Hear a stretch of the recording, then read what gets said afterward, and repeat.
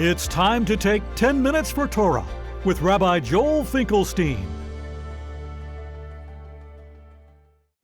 Welcome to a discussion of Parshat Lech Lecha, a nation apart or together. If we think about the role of the Jewish people in relation to the nations of the world, we want to think about the expression at the beginning of Lech Lecha that lays out the manifesto of what the Jews are all about. God chooses Abraham, gives him some blessings, and this is what he says. He uses two languages of blessing. Firstly, he says, I'll make you a great nation, and I'll bless you, Lekh-Lekha. Make your name great. In other words, the name of God and the name of the Jewish people are connected. When our name is great, God's name is great, and vice versa. And you shall be a blessing. So the first question is, what do you mean you shall be a blessing? What does that mean? Then he says, and I will bless those who bless you, and I will curse those who curse you, and all the families of the earth will be blessed through you. What does that mean? So let's take a look. The Onkelos, the classic Aramaic translator, he says, it's very simple. You'll be blessed. That's it.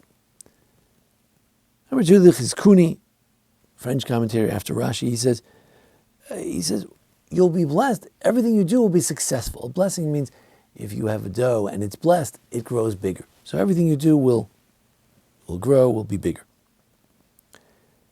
The Medrash says that comes from the word bracha, comes from the word brecha. It's like a pond. You're going to purify everyone else. Everyone that you come in contact with, you'll purify them for their maker in heaven. The Rashi says, until now, I'm in charge of the brachot. Now you are a bracha. You can give brachos to everything else. And the Tur, the rabbi who wrote the first type of Shulchan Aruch type of book, he said, that people will be blessed with you. You will be a blessing because people will say, you should be like Abraham, right? That God should make you like our patriarchs and matriarchs. So you'll be the one who'll be blessed. And what does it mean that that all the nations of the families of the earth will be blessed through you? So the Medrash says that the rain will be blessed. We have more rain, like it says in Zechariah. If the nations of the world will worship God through Jerusalem, they'll have rain. Maybe it means the same thing, that all the nations will use you as a blessing. They'll say, oh, you should be like Abraham, says Rashi. The Or HaChaim, the great mystic from Israel, from a few hundred years ago, he says, everyone will be blessed in your merit. In other words, if anybody else is successful in the world, it's because the Jewish people are praying. It's because the Jewish people are doing Torah and mitzvot. Through that, the blessing comes to the Jews, and through that, to the entire world. And the Radak says that wherever you live, I will bless them. If Jews live in America, America will be blessed. Jews live in Spain, Spain will be blessed. Jews live in Germany, Germany will be blessed. Jews don't live in these places, good luck to them. And Barbanel, that all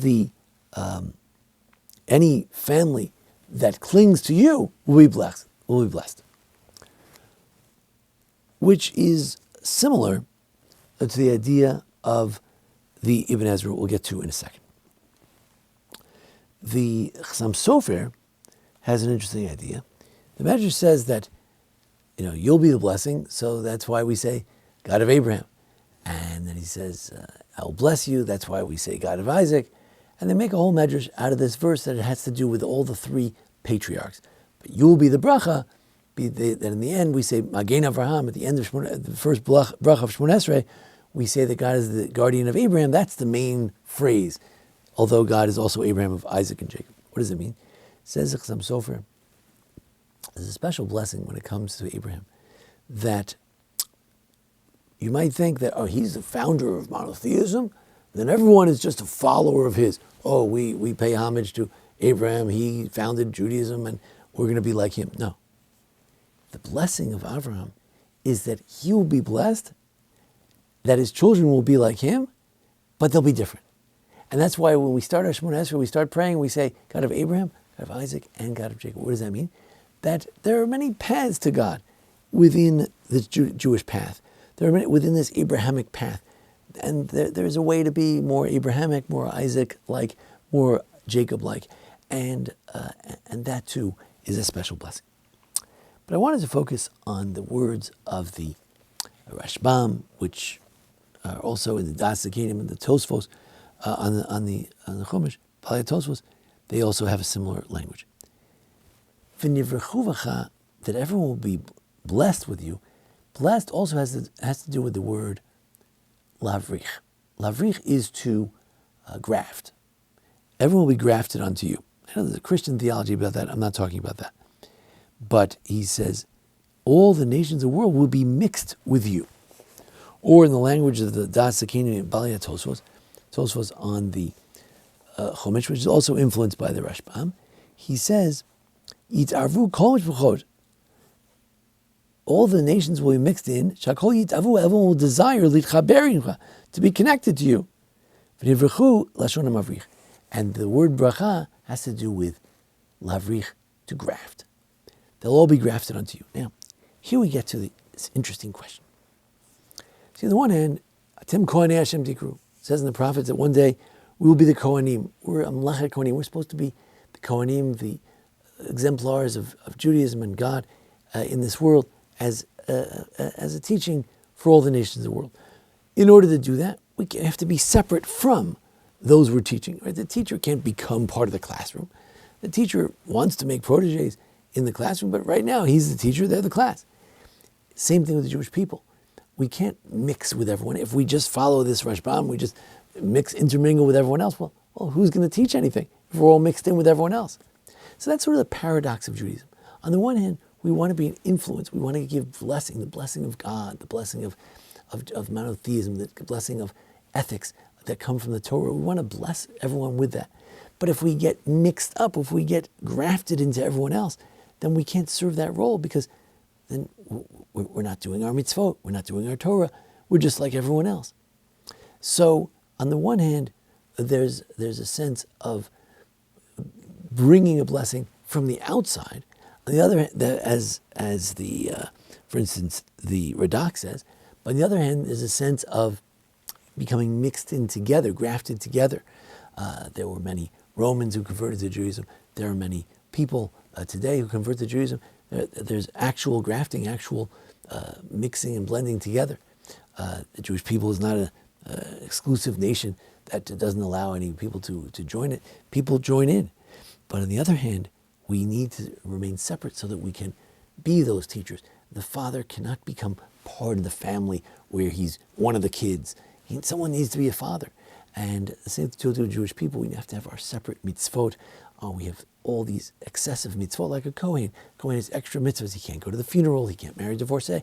So to the Jewish people, we have all these extra mitzvahs. We have a shofar and a lulav and a mezuzah and tefillin and tzitzis. That keeps us in the Kohen set.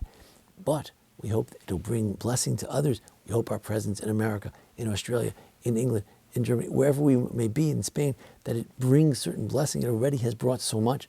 Christianity, Islam are blessings we brought to those places through the lessons of Judaism.